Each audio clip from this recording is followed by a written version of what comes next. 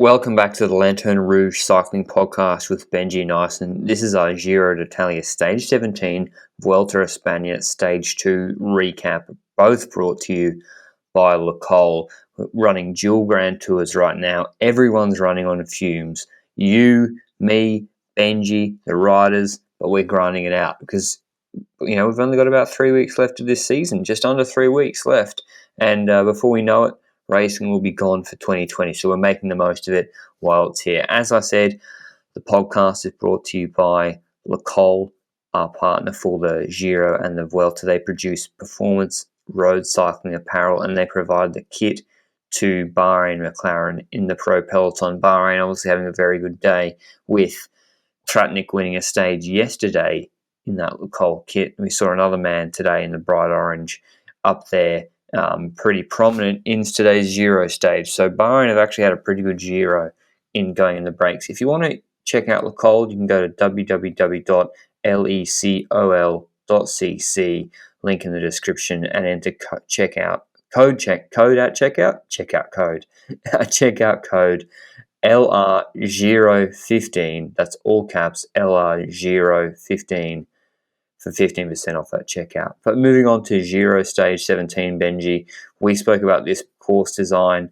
Our services are available for consulting if any race organisers want to hit us up, or Lanterne Rouge for designing courses. But we spoke about this on the preview, and they had the climbs in the wrong way around, unfortunately, in terms of their difficulty for an exciting stage. It's 204 kilometres, starting in Bassano del Grappa, where the Le Col factory is, and then they did the two hardest climbs of the day first. 2 Cat 1s, Forcella Valbona, 21.5 Ks, about 6.7%, nothing to be trifled with, and then the Monte Bandone, which, despite having the same average gradient as the Valbona is, and the same length really, it had steeper sections. There's like a plateau in the middle, so it's actually a much steeper climb in. About the middle third, or the last third, was actually quite hard. So that was in the middle. That crested like 80 Ks from the finish. So that's a long way from the finish if there was a GC man trying to go solo. That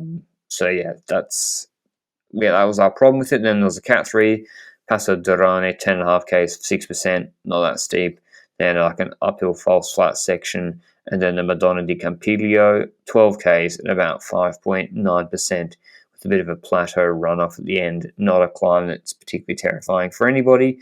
With good weather conditions, not much rain, and that sequencing of climbs, we didn't really expect too much from the GC men. But a breakaway obviously went, and as in all these Giro stages, the GC teams were content to let it get a pretty comfy gap, Benji. Yes, the breakaway was a large one, and it had some riders that inferred that some people in the peloton, like Pozzo Vivo, was planning something because he had 3 teammates in there, O'Connor, Manches, and also Gebreigzabir. So 3 men for NDT. Pozzo, before the race started, had said that he wanted to do something. So if he wanted to do something, like you said, he'd have to do it on the first few mountains. Looking at the rest of the breakaway, we have the likes of Bice. Once again, he was the guy that is currently leading that kilometer classification in the breakaway.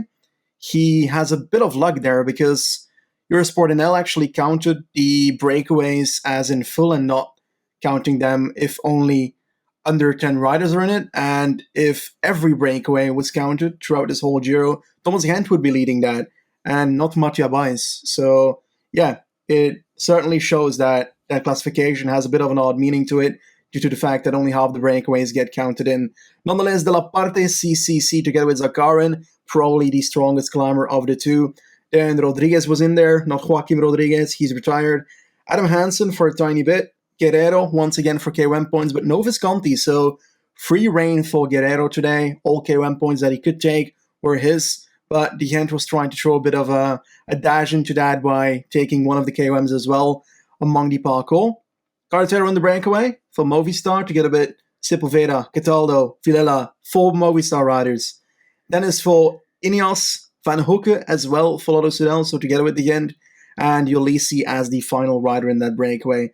Large breakaway, but in the end, it started thinning out pretty quickly, and it became clear that the end seemed to work for Van Hoeke, but then again, it's hard to notice because the end always rides in every breakaway he goes to because he keeps that same amount of watts going, and it seems to favor him usually when he goes in the breakaway. And today, that was not anything different. He was closing gaps to people that tried to attack on climbs and so forth. As I said, KOM points taken by Guerrero, some by the end, but I think that Guerrero is now currently leader in that classification. Let me confirm that in a second here. There we go. Guerrero is indeed leader, 198 points, 50 more than Visconti, who really lost it today. So it will be hard to come back from that. When it really changed was, for me, on the Passo du Rhone. We'll talk about the break first, I guess, and then we can go into GC. On the Passo du Rhone, we saw that break split up into two pieces, and at the front we had Zakarin, Van Hoeke, Carretero, Cataldo, Gebrek, Zabir, O'Connor, and Dennis. So 2 riders for NTT still there. Van Hoeke in that front group, and the second group on the Passo du Rhone had Bernsteiner still in it, the man who is currently on 9 minutes 53 before the stage started, and at that moment was virtually on the podium of this Giro. So that's one massive leap, but the peloton still had to accelerate after that. Bernsteiner bridged up from that second group to the first one together with the end and Villela, and we had a larger breakaway group, including three riders from Movistar, then Carretero, Cataldo, and Villela. But those Movistar riders, they didn't really do too well, I'd say. I feel like Cataldo attacked at a certain point in the race. He got a bit of a gap in the descent, and that's the only thing I saw from these Movistar riders, because other than that, they just dropped and dropped and dropped on every climb. So rather disappointing to be in the breakaway with 4 riders and just not be good enough. Do you feel like they should have gone for a different tactic or something? I think probably Cataldo was their strongest rider, and they burnt him with a really, really early attack when none of the other guys who are the serious stage contenders, Dennis, Tehent, Pernsteiner, and O'Connor, none of them were doing anything. They were chilling, trying to follow Wheel. Well, apart from Tehent. Tehent's never chilling. He's always pulling, even when they have a 10-minute gap. But which kind of doesn't. He's kind of like he's on autopilot. He can't help it. But yeah, they on the Durone climb, those guys clearly showed they were who the stage winner was going to come from. Because it was just going to be another Category 1 climb straight afterwards. So if you weren't looking to crash hot on the Cat 3 just before it, then you probably weren't going to be doing well on the longer climb straight afterwards. But they all came back together after there was a descent into the Madonna di Campiglio climb. Zakarin, he was on the hoods, but he stayed on. And it seemed to me, either his teammate not Oscar Rodriguez, Victor Della Parte, the CCC was in the break. He either got dropped on the descent or there was like a surge on the flat. I think the Hent attacked on the flat. There's like a really short valley just after the descent before the Campiglio and before like the uphill drag started. And Tehent attacked trying to get a gap, and Della Parte was on the wrong side of that. Zakarin was there the whole time, and so he'd obviously stayed in pretty good contact after the descent. Then they got onto the Campiglio, pulling for a little bit, Pernsteiner, the Hent, etc. And then they realised, they knew they had a big gap on the GC guys. So they actually started playing cat and mouse and attacking pretty early. And main contenders, favourites in the live markets at this point with a large group like this were Dennis was actually the favourite, just ahead of Zakarin. Pernsteiner was third and O'Connor was fourth favourite. And it was De Gent who was kept attacking. And I didn't know if he was working, actually, Benji, for Han van Ocke, because it didn't make sense to me why De Gent was pulling often with the whole of this large breakaway behind him, Zakarin right on his wheel, unless I thought, is he just setting up a Van Ocke attack later? That didn't eventuate, so that didn't really make too much sense to me. And Zakarin was not following any attacks. So when De Gent did attack rather than pull, he would lean on Dennis to close it. Rowan Dennis, I think, rode really selflessly today and kind of hampered his own chances in this breakaway, I think, by closing down a lot of attacks and being alive to them. And it might have cost him in the end, although I saw him take a Coke can before the climb in the valley and maybe he wasn't feeling it, but still, every little bit counts. as well. NTT looking strong. Pernsteiner, he was riding. I think he had a little acceleration, but it's hard to tell with him because I'm not sure if he can. I'm not sure if he can hit 800 watts. But I mean, still, he rode really well today. But it was eventually Ben O'Connor, the man who was denied yesterday by Jan Tratnik, who looked really strong. Both of them, the young Australian at NTT, he attacked with 6Ks to go, and he got a good gap, 20 seconds straight away, because this time there was hesitation. He timed it after there had been a series of attacks, maybe an accelerations from Dennis, Zakarin, De Gent, and it was O'Connor that went. No one was really chasing initially, and then because Zakarin, I think, either had bad legs today or like not his best legs, and I think it was that, and also he was riding like he straight up refused to take a turn today, like at all, sitting on De Gent. De Gent's pulling. And with Pernsteiner, so De Gent and Pernsteiner kind of changing turns, but the gap was already at 20 before they started doing that. And then De Gent got fed up or tired of Zakarin sitting on, and he'd been working a lot, De Gent, and Pernsteiner attacked out of that group, moving up on GC2, going for the stage win, but then it was like 3.5 Ks, 30-second gap, 35-second gap to Ben O'Connor. It was looking good cadence. The climb suited him, I think, a little bit more, this sort of climb. And like just this, like he's better obviously on these climbs than the sharp pinch accelerating yesterday where Tratnik beat him. And Pernsteiner couldn't really make much impact on that gap. Became clear that O'Connor was going to win. Massive win for the young Australian. His fourth pro win. He's won a stage at Tour of the Alps. Came second yesterday. It's fourth pro win, but obviously it's clearly his biggest of his career. I'm not sure if this is like NTT's first World Tour win this season. Maybe they've had one before, but they don't win that often. So probably. Yeah, sorry, Nizzolo might have won one if he won Britannia Classic or if it was European Champs. I think it was European Champs he won, so it might not have been that. And then Pernsteiner came second, so he moves up a lot on GC. The Austrian from, I think, 15th to 11th. He's now ahead of Jakob Fuglsang. Third on the stage was De Gent, beating Zakarin in the sprint. Fourth, Zakarin. Fifth, Franchini. And sixth, Van Ockelen. We don't really need to go through the rest of the remnants of the breakaway. So, yeah, massive performance from Ben O'Connor. We've got a lovely stock of young climbers for Australia. O'Connor's not that young. He's 24, but, yeah, him, Hindley, I think Power, if he keeps getting a little bit better, Stannard in the rolly stages or Giro dell'Apennino style climbs or races, Seb Berwick, etc. I think, yeah, we've got stuff to be excited about as the young Australian climbers. But yeah, did you think there was any chance that they could bring O'Connor back, Benji, or once it went to 30 seconds, were you like, it's lights out? I hope that Pernsteiner had something in him because I had an ongoing bet on him. Unfortunately, that didn't turn out. He went up second, so very sad day for me today.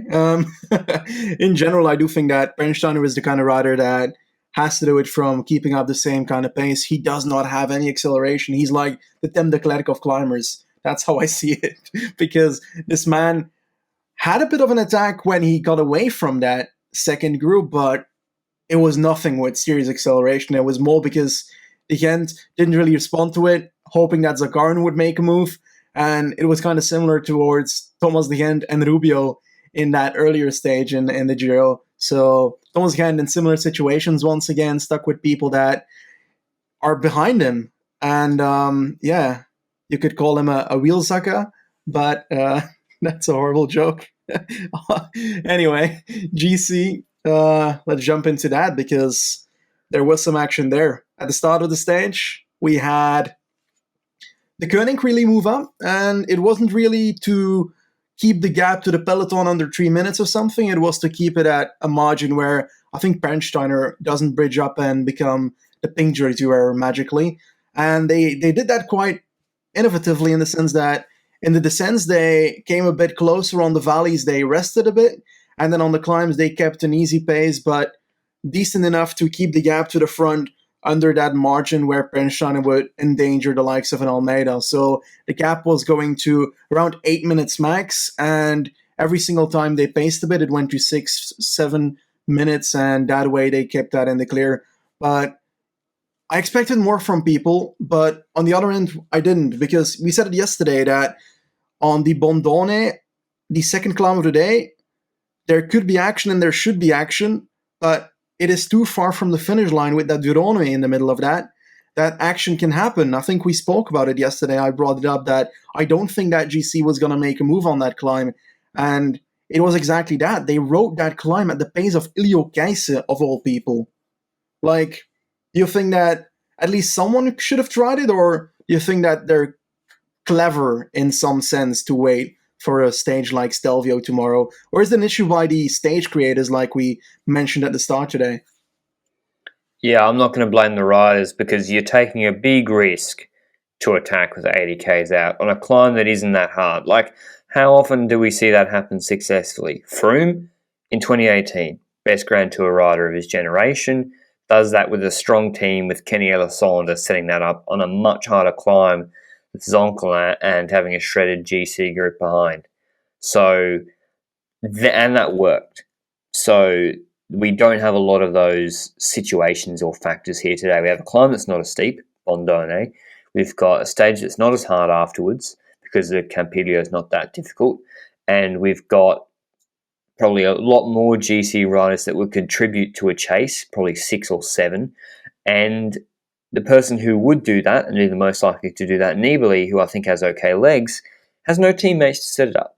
So it doesn't make sense, and it can't happen, and that's why it didn't happen. Sunweb aren't 3 minutes behind. Sunweb are like 15 seconds behind Almeida. We've got the Stelvio stage tomorrow, which everyone's thinking about probably when they were doing this stage today.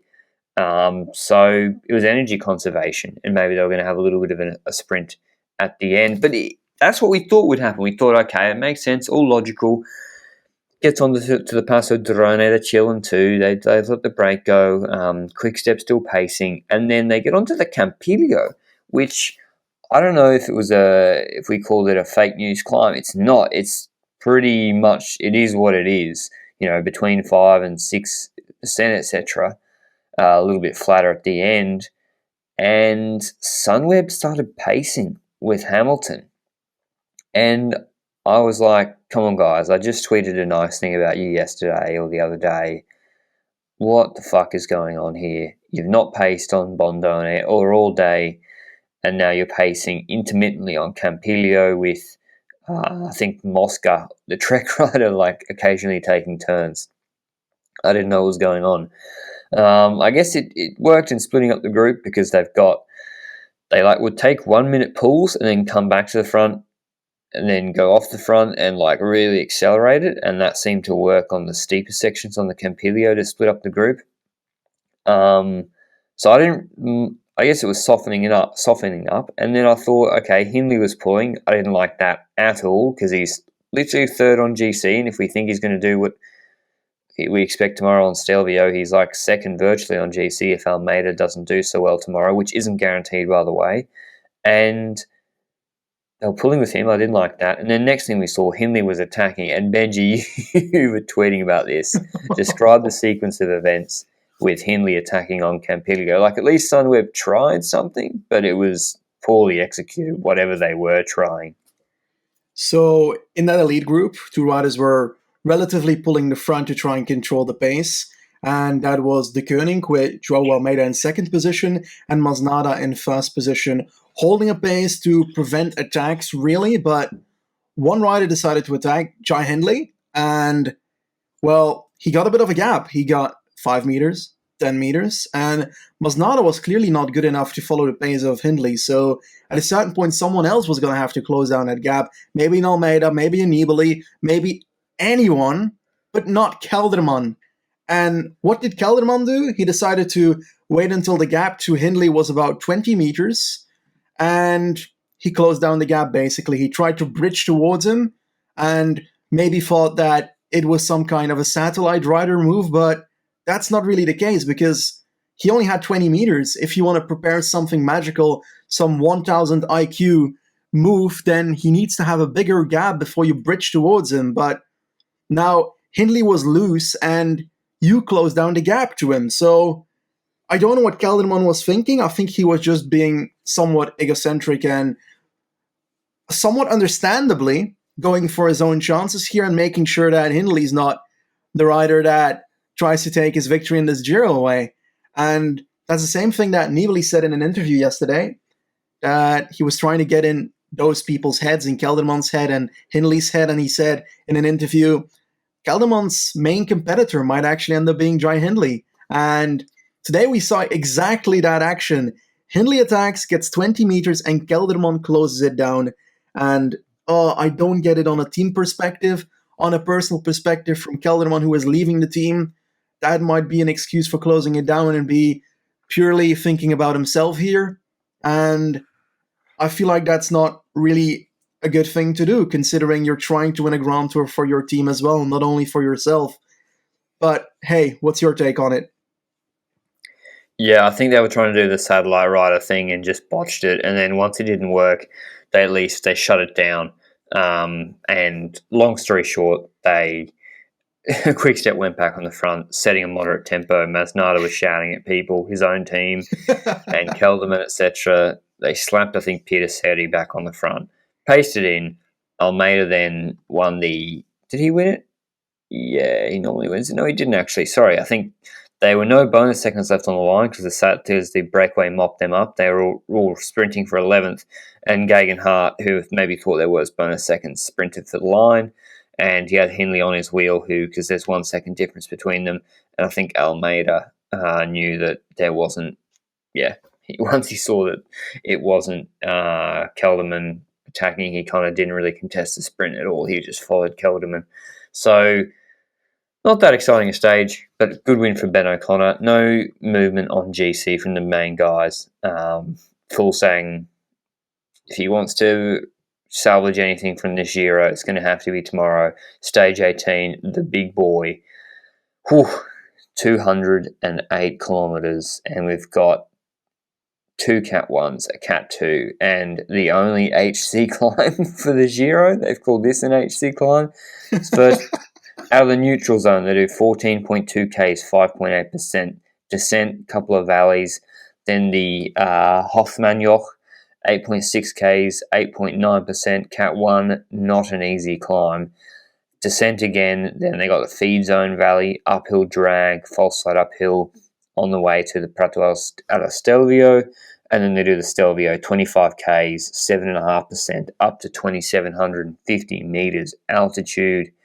Then the descent, long descent, and then they climb up the Torri di Fraele, 9 Ks at 6.8%. Not an easy climb either. I'm pretty sure that's it's got like 8% sections in it too. Stelvio's got a few Ks. It's pretty regular Stelvio, to be honest. But it's got a few sections in the middle that are pretty hard. Consistently 9.5, 8.5, 9, 8.5, 8.5%. And the Hofmannjoch is hard too. It's got some harder sections in it as well. I picked Miguel Angel Lopez to win this stage before the Giro started, just because of the altitude, etc. And tomorrow I'm unsure of who's going to win yet, Benji. I don't know if it's going to be a break or not. I feel like it will be I think a break will get a lot of time, but I feel like it's such a hard stage that they might just end up being brought back inadvertently by the GC group. What do you think? I think so as well. I think it's going to be a GC race. And, well, for my pick for the breakaway, if it does come down to a breakaway, I'm going to bring you back to a historical, monumental moment in Belgian cycling where Thomas de Gendt ended up taking a place on the podium of the Giro there in 2012. What a wonderful stage. And it is somewhat of a biased pick, gotta warn you there. This is a completely biased pick, but I think that if it comes down to a breakaway, Thomas de Gendt will repeat history.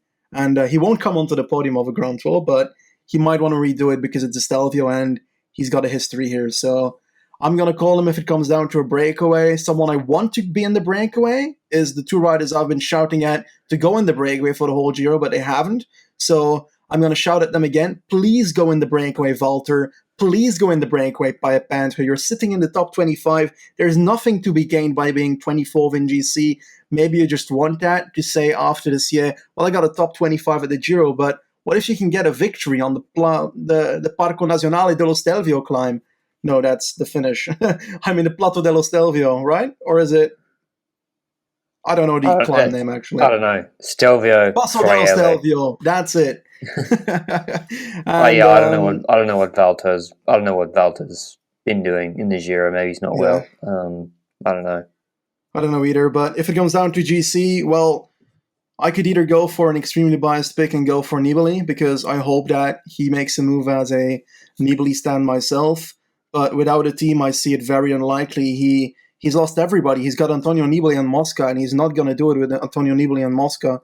And because of that, I don't see him dropping most of the Sunweb team on that climb, except for if he goes early and really does it 1v1 and probably blows up himself after a while doing so. So I find it really hard to think about that and make sure that he can get away solely.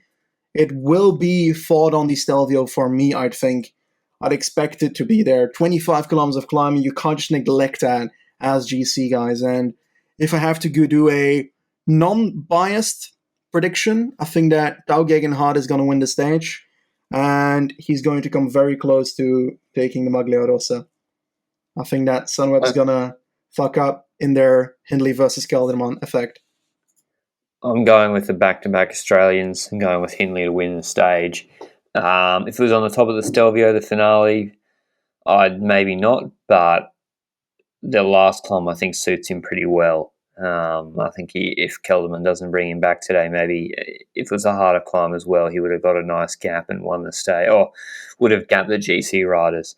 But it's who knows what will happen tomorrow. It's a beast of a stage. Probably the most calories they're going to burn, you'd think, in any of the stages. So it's going to be cold. That descent off the Stelvio is going to be sketchy, you'd think. So, yeah, who knows what could happen. Maybe someone gets a big gap on the descent. I'm not sure how good Hindley is at descending compared to the other riders. Wouldn't even surprise me if Almeida does well, to be honest, because he's pretty good on the descents and the flats, etc. But moving on to the Vuelta Stage 2, pretty simple stage, as we said, from Pamplona to Lekenberry. 3 major climbs, a Cat 3 of no real moment, 7.2 Ks at 4.8%, 6.8 Ks at 5.7%, the middle Cat 3. Neither of them are going to present any issues for any GC riders, except Chris Froome. And then the last climb of the day was the Alto de San Miguel de Aralar, which is 9.5 Ks at 8%, which is a very difficult climb. It's like on those cement blocks. It's not like real bitumen, and it's like an irregular gradient too, really steep. Then they got a descent with, an irregular descent all the way into Lekenberry, 151 Ks, 3 climbs, and Jumbo-Visma and Movistar were not having a bar of the breakaway once again today. I can't even remember who were in the break, Benji, because when I see it's being held at 90 seconds, I'm just like, you're doomed. So enjoy the TV time, and I'll wait until you get brought back. Yeah, the breakaway felt pretty doomed at the start. They kept that gap pretty low with the likes of Aramburu in there. Alex Aramburu, I would have loved for him to have an opportunity here, but it didn't really turn out. I can already spoil that. Amirel for FDG, Groupama FDG. And we've got Tim Wellens for Lotto Soudal, second day in a row, so he's clearly trying something. Hiver for Tour Direct Energie, Total Direct Energie, not Tour Direct Energie. That's not a thing. Serrano for Caja Rural, we saw him a bit yesterday, but was in the break today. So a break of 5 riders, some decent riders in there, some solid breakaway riders, but the gap was being held relatively at 3 minutes at the start. And it was only on the Puerto de Urbasa, the second climb of the day, where someone of that breakaway decided to make a little bit of a move. Tim Wellens attacked when on one of his known solos actually got a bit of a gap of 1 minute 30 on the other breakaway competitors, but something happened after that second climb, because in the peloton they started speeding up quite a lot. Like, we do add to that Froome was already at trouble at this point, so like you say, Froome, the GC favorite for Ineos, is not looking too good. Nonetheless, we saw that Movistar was pacing a lot. in that peloton. And we're thinking maybe something happened, but it was a bit of an echelon case. There was a lot of wind. Storm Barbarossa, or whatever it's called, is passing through Spain. We saw it at the end of last stage as well, with the rain and such on Arate. But here was really windy, and the peloton broke up in multiple pieces, but no one really important was behind. I think Guillaume Martin was one of the more, I guess, more outsider favorites of this Vuelta that is behind. Outside of him, I didn't really see anyone else behind. Am I wrong in that, or am I I'll just add to this that nobody had a clue who was in the second group, because this Vuelta coverage is relatively awful outside of the elite group. The graphics and description of who was in each group was just, the helicopter was like taking the photos from Mars. It was so bad. I couldn't tell who was where. But yeah, it was. I only really think of the main GC contenders as Mars, Roglic, Kuss, Dumoulin, and Carapaz anyway. Maybe that's short-sighted. So I saw they were there at the front. Roglic was chilling. And we saw that Movistar. It was Movistar last year. I sort of had this Freudian slip, because I saw him do exactly the same thing last year with Mikel Landa in the Tour de France. Andre Amador on a flat section when no one expected it. Now on Ineos. Now with his former colleague at Movistar, now also at Ineos, Richard Carapaz, in the green jersey, maybe feeling the punch of the green points jersey. They attacked on this flat rolling terrain before the last climb. So I'm not sure whether they picked up the intermediate sprint points or not. I don't think they did. Again, the coverage made it difficult to see what was happening, but they got a decent-ish gap, and it was Movistar trying to relay initially. Then Jumbo-Visma came to the front with was it Martens pulling Dumoulin's father, and then they didn't really make much of an impression either. He got tired, but then it was Movistar pulling once again, and they got to the base then, and it seemed like, okay, they're setting Carapaz up. Instead of attacking on the climb when everyone's watching and maybe Movistar are pacing, why not attack 5Ks before the final climb and when no one's looking, and then you're basically already onto the climb in the Wheel of Amador. That's what happened, but they got caught pretty soon, actually, maybe sooner than Ineos expected on that climb with Amador pulling. He pulled off and Carapaz had gone on his own, but the gap was like 5 seconds, and I'm not sure if he went full or not, or if he didn't have the legs today. He was being chased pretty vigorously, but still by a pretty large group behind. By Movistar, who I think Movistar were the strongest overall team today. Very good team performance from Movistar, not being sarcastic, like hats off to them. And then I think Luis Leon Sanchez, who he's in the Spanish national champs jersey, so sometimes you can forget that he's not on Movistar, he's on Astana. He attacked on this climb. Brave from him, but I thought that's a bit of an unusual name to be doing that.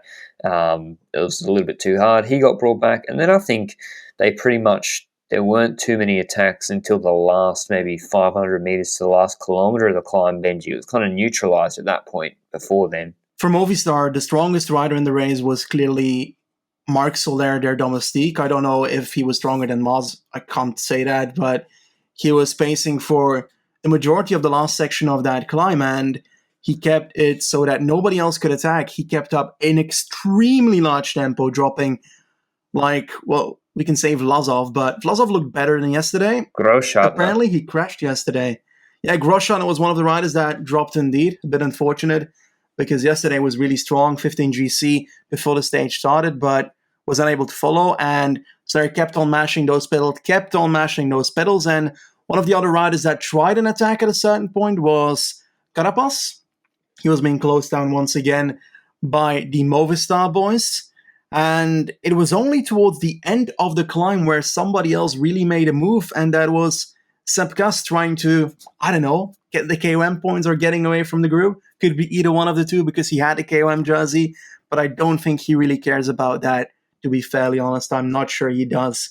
And the person that was closing that down was once again the rider we've been talking about quite a few times as the rider that we see as one of the strongest riders in the race right now, is Richard Carapaz. He was once again closing that down, and Marc Soler closing that two-man breakaway, I'd say, down once again for his leader, Mas, who was on a tiny bit of a gap at the top. Together with Roglic, they were on like 5 meters or something at the top. So I'm not sure whether Roglic was calculating it in, well, we're at the top almost, I can get to it. But I feel like if you're in that group and somebody attacks, you want to be on the wheel just in case. Definitely if you're in the red jersey and or the GC leader of your team, I would detect at this moment.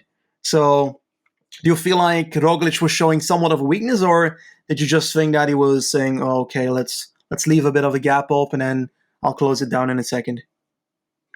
Yeah, I didn't really think that was too much weakness. I think at the end of the day, Movistar got a nice stage win today with Soler getting a big gap on the descent where he just rode off the front and then was able to keep it, and there was no real section for any of the other teams to bring him back. And Jumbo-Visma didn't care about him being off the front. He lost over a minute yesterday. Ineos didn't have really anyone to pace for Carapaz, and obviously Movistar, the strongest team, weren't going to chase. So once Soler got that gap, stage win guaranteed. But Ineos did a lot of work today too, and Carapaz attacked a lot. And at the end of the day, it's Roglic who's the man who's gained more time on GC. So he's increased his gap from 5 seconds to 9 seconds over Maarten, and to 11 seconds on Carapaz, because I think Carapaz got beaten by Maarten in the sprint for when Roglic and Maarten were sprinting for seconds. So, yeah, Roglic, job done again. Gap to now 9 seconds to Maarten and 11 seconds to Carapaz. So, yeah, I don't think I couldn't really say there's any weakness from Roglic. I mean, I'm not sure what his plan was, whether he could have attacked at the top of that climb, but maybe he was letting Kuss do it. Maybe the pace from Soler probably was really, really hot. So he thought, oh, I'll just leave it for today. But yeah, great performance from Movistar. Obviously, Soler posted up and lost about 6 seconds at the end when he was celebrating. So he obviously doesn't think he's going for general classification. He'd probably be 8th on GC if he'd ridden hard to the line. But yeah, maybe he just thinks he's there as a domestique and to get stage wins here or there. But I don't think that's true. I think Soler is good enough to be a second foil for Movistar if used correctly. I think he's really strong. And if they used him right, he could be a second GC leader. He's certainly stronger than Dumoulin, who is not having a good Vuelta so far. He lost 9 minutes, Benji. Did you see that? It's crazy. Yeah, he launched, he dropped from the group quite early on, and it was just after Hastings dropped that Dumoulin dropped, so I was like, oh, Hastings coming back, and then I saw the number and the posture, and it was clearly not Hastings. So very early on dropping, and not really looking promising for the Jumbo strength. Bennett stronger than him. Bennett was able to follow until relatively at the top, where he lost about 10 seconds together with Bajoli. And Bajoli lost more time than Bennett in the end. So Bennett was able to get rid of Bajoli near the top and close down the gap again a bit more towards the group. So I don't know. I feel like Bennett, Kuss, and Roglic are the 3 members of that team that are looking the strongest. I might have been a bit too harsh on Jumbo yesterday, in the sense that they had like 5 riders in the top 17, but I generally didn't notice Geesink coming back, finishing 12th. But I wanted to throw that to you. We've seen in yesterday's stage that Robert Geesink is working for Jumbo. We've seen domestiques well for that team. And yesterday, I felt that Geesink just kept on riding till the line, even when he was dropped. So as a GC rider, you would say to your domestiques, most likely, if you drop, just loosen up, because you might as well save energy for the rest of these 17 days still in this Grand Tour. While Geesink did the opposite and just went AWOL till the line and finished 12th on that stage yesterday. So maybe he's not really doing the same tactic as an Ineos domestique. When he drops, then they basically just sleep halfway and try and survive till the line without spending any energy at all. So it's a bit of a different tactic, it seems. But today he seemed like Geesink did actually loosen up and lost 15 minutes. So I don't know why he did it yesterday. I think there's a reason yesterday. It was to help Dumoulin, who dropped. So he was like, get back to Dumoulin and try and pace him back. I think that's that was a good call reason. then. Yeah, because he actually ended in the Dumoulin group. So good call, actually. Yeah. So all in all, that team is looking strong. Ineos looking stronger than at the Tour de France for sure with Carapaz and, well, Amador, who is looking like a monster here. Sosa a Yeah. bit under my expectations, though, but I feel like there's any team outside of those that is doing as good. Do you think Movistar is on the level of Jumbo here? I think Movistar are deeper, like on the climbs. I think Movistar can control the whole day if they really wanted to, particularly on some of these climbs. I think when it really gets down to the pointy end, Kuss and Roglic is just so fucking strong. Like it's just ridiculous, that pairing. And yeah, so I think Movistar are a little bit deeper at this Vuelta, but that's great. But Roglic and Kuss are probably just 1 and 2 best climbers in the race, with Carapaz and Mas third and fourth. But Dan Martin also having a lovely Vuelta so far. He came third yesterday. He came third today, I think, when he was just behind Roglic in the sprint. Dan Martin wouldn't surprise me if he got on the podium too. I mean, I don't want to jinx him now, but if he just follows wheels all Vuelta and just loses bonus seconds to Roglic the whole time, and that's the way the race is raced, maybe he gets on the podium as well. But it's been an interesting first couple of stages at the Vuelta. I think obviously I was wrong to criticise Jumbo-Visma for dropping Dumoulin more yesterday because he's done on GC, so he's going to be a domestique or maybe go for stages later. But tomorrow's profile is kind of strange. A Category 3 climb, a really long, low gradient one, is how they started this 165k stage from La Dosa to La Laguna Negra de Vinuesa. 17k's at 2.7%, so there'll be no GC action there. And I wonder if a break will struggle to actually get away there as well, because, I don't think it'll be breakaway tomorrow. Then they got a long valley, about, how long? 40, 50Ks, 60Ks, and then they start a Cat 1 climb, which would be a Cat 3 in the Giro. So it's not that hard, 6.5Ks at 6.7%.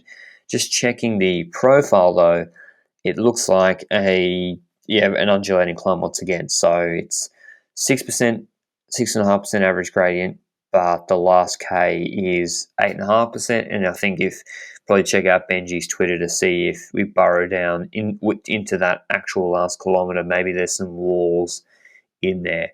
So it's going to be a sprint finish, I think. And I think Roglic wins tomorrow again. Yeah, you said it. You said it on the preview. Roglic was your favorite for this one. Oh, really? I feel like it's a typical Vuelta stage in the sense that it's got this wall at the end, but it's not as steep as usually is. Usually we've got like 20% gradients on these walls at the end, but I don't mind it being a bit less steep because otherwise I'd say Roglic for sure. So I think that we're going to see an interesting race, and I'm going to... Good question. How long is the climb? The climb is 6.5 kilometers. Starting section not that hard. I'm going to go for a stretch here, and I'm going to say that the winner is going to be... I don't know. On paper, I'd say Roglic as well, but I want to give Valverde a chance. He was in the front group today, and if he has to do something in this Vuelta for stage wins, then it's going to happen on a stage like this where the climb is only 7 kilometers and the last portion is steep, with the first portion being 6% and a half. So, yeah, I say Valverde, just give him a chance. I do think Roglic has a better chance, but my pick is Valverde for the third stage. But it's clearly going to be, for me, the GC, or actually 166 kilometers. You see an opportunity for a breakaway? Not really. I think Movistar will be interested. If I was Movistar, I'd ride this full for Soler. I think Soler could win tomorrow if they rode for him, to be honest. I think he won a one-day race in Spain at the start of the year with a similar sort of climb, beat Rui Costa. I know it's a pre-season race, but I think if they rode for Soler, he'd have an actual chance to win tomorrow. I'm not sure they will, but yeah, I hope they do. I don't think Mas has the kick. Carapaz obviously can win it. I'll be annoyed if Carapaz wins tomorrow and Roglic won stage one. I had them the other way around. Obviously, Carapaz can win tomorrow as well. But Großschartner suits him maybe a little bit more. I think it's a little bit hard for Großschartner to be winning. I think he'll be hanging on rather than winning. I think he's better at the 1,500 metre climbs than the 6.5K ones. But just trying to give people a bit of an outside pick for tomorrow's stage. It's always a bit boring to just go Roglic and Dan Martin. Dan Martin could win too. Yeah, true. I guess maybe but he's so close on GC. Roglic will just be marking him. He'll be mark him so closely. And Michael Woods looks ill or suffering from that crash, rather not ill, injured. So he struggled a lot today too on a climb. Before it even got hard, he got dropped. So I don't see him contending for tomorrow, even though it's like Milano-Torino finish. You'd think he would be up there, but I don't see it. You got any roughies, any outsiders, Benji? Not really. I don't think it's going to be an outsider, so there's no real point diving into them for this one, I'd say. We don't really have that outsider that has the ability of launching away on the climb and just being far already on GC. I don't think if Vlasov is going to do anything here. I don't think if Martinez is going to do anything here. So, yeah, I think that it's going to be the GC favorites indeed. I don't think it's going to be a breakaway either, mainly because I feel like Jumbo controlled the race quite well at the start today as well. So they've got Tom Dumoulin's dad, Maarten Wynants, to try and take care of that a bit together with Leonard Hofstede. Yeah, we're making this a thing. Wynants is Dumoulin's dad, and that's no, our it's conspiracy Martin's. theory for this one. It's not Wynants, it's Martin's. What? It's Paul Martin's. Oh, really? Yeah. I'm so confused now. No. How did you see any correlation there? It's him. He's got a beard. Trust me, it's his dad. Look it up. Look at the race footage. Don't look at his little PNG file image. Look at the race footage.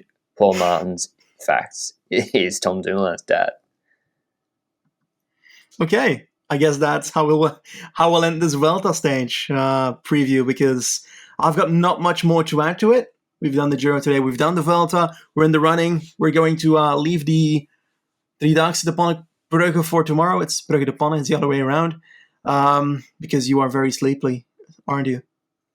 Yeah, I am. That's all from us. See you tomorrow. Ciao.